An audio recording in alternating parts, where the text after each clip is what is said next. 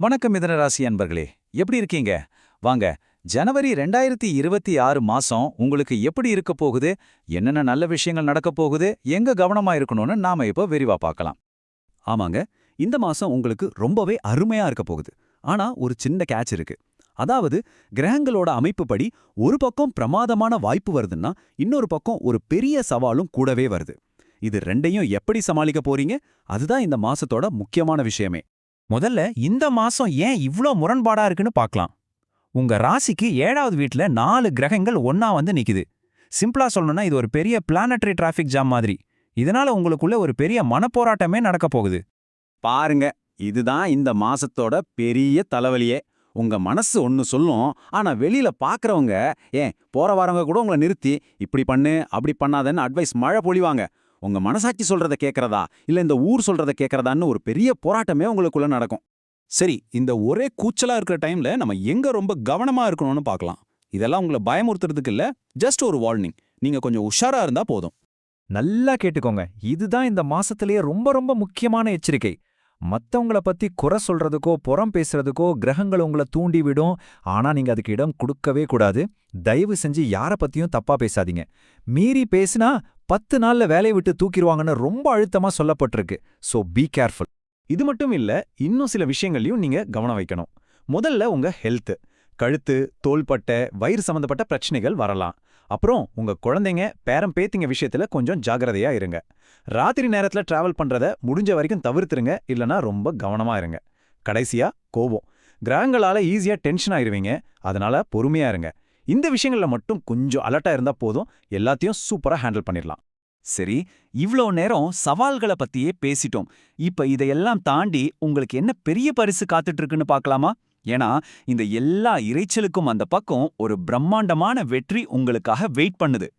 பொதுவாவே மிதுன ராசிக்காரங்க நீங்க நல்லா குழம்பி யோசிச்சு அப்புறமா ஒரு தெளிவுக்கு வருவீங்க.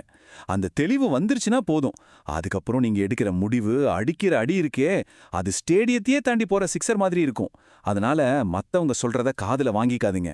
உங்க மனசு சொல்றத மட்டும் கேளுங்க. அந்த குழப்பம் தீர்ந்ததும் நம்பிக்கையோட ஒரு அடி எடுத்து வைங்க. வெற்றி நிச்சயம். இந்த மாசத்துல வர்ற சவால்களை நீங்க கரெக்டா ஹேண்டில் பண்ணிட்டீங்கன்னா என்னென்ன கிடைக்கும்னு பாருங்க. முதல்ல வேலையில இருந்த டென்ஷன் எல்லாம் காணாம போயிடும். பண கஷ்டம்னு ஒன்னு இருந்துச்சுன்னா அதுவும் தீரும். சீட்டு போடுறது, போஸ்ட் ஆபீஸ்ல சேமிக்கிறதுன்னு நல்ல முதலீடுகள் பண்ணுவீங்க. வீட்ல கூட இதுவரைக்கும் உங்க பேச்ச கேட்காதவங்க, ஆமா நீ சொல்றதான் கரெக்ட்னு ஒத்துக்குவாங்க. அடுத்து, வயசை பொறுத்து மிதுன ராசிக்காரங்களுக்கு சில ஸ்பெஷல் அட்வைஸ் இருக்கு. அதை என்னன்னு பார்க்கலாம். நீங்க 20லிருந்து 40 வயசுக்குள்ள இருந்தீங்கன்னா, நாம இதுவரைக்கும் பேசின எல்லா விஷயங்களும் உங்களுக்கு அப்படியே பொருந்தும். நீங்க 40 வயசுக்கு மேல இருக்கீங்கன்னா, சிம்பிளா ஒரு ரூல் ஃபாலோ பண்ணுங்க. யாருக்கும் அட்வைஸ் பண்ணாதீங்க, பேசுறத விட அதிகமா கேளுங்க. 60 வயசை தாண்டினவங்களா இருந்தா, உங்க பிள்ளைங்கள பத்தி கவலைப்படுறத விட்டுட்டு உங்க உடம்புல கவனம் வைங்க. முக்கியமா முட்டி வலி, இடுப்பு வலி மாதிரி விஷயங்கள். இப்ப நாம ஒரு இன்ட்ரெஸ்டிங்கான பகுதிக்கு வந்துட்டோம். இந்த மாசம் பிரபஞ்சமே உங்களுக்கு சில சிக்னல்களை அனுப்பும், உங்களை சப்போர்ட் பண்றதுக்காக. என்ன சிக்னல்னு கேக்குறீங்களா? கடிகாரம். ஆமா, இந்த மாசம் நீங்க புதுசா வாட்ச் வாங்குவீங்க, இல்ல யாராவது கிஃப்ட் பண்ணுவாங்க, இல்ல வீட்ல இருக்கிற சுவர் கடிகாரத்தை மாத்துவீங்க. இதுக்கு என்ன அர்த்தம்னா, உன்னோட டைம் ஆரம்பிச்சிருச்சுன்னு யூனிவர்ஸ் உங்களுக்கு சொல்ற மெசேஜ் அது. அதே மாதிரி இந்த ஒரு சிக்னல், முயல். நீங்க முயலை நேர்ல பார்க்கலாம், இல்ல படத்துல பார்க்கலாம். இதுக்கு முன்னாடி நீங்க முயலை பார்த்திருக்கவே மாட்டீங்க. ஆனா இந்த மாசம் உங்க கண்ணுல அது படும். முயல் எப்படி துள்ளி துள்ளி வேகமா ஓடுதோ, அதே மாதிரி உங்க வாழ்க்கையும் வேகமா முன்னேற போகுதுன்னு அர்த்தம். கடைசியா, இந்த மாசம் முழுக்க மனச அமைதியாவும் தெளிவாவும் வச்சுக்கிறதுக்கு சில ஆன்மீக பரிகாரங்கள் சொல்லப்பட்டிருக்கு. அதையும் பார்த்துடலாம். ரொம்ப சிம்பிளான விஷயங்கள் தான். மனசுல அமைதி வேணும்னா ஸ்ரீராம ஜெயம் எழுதுங்க.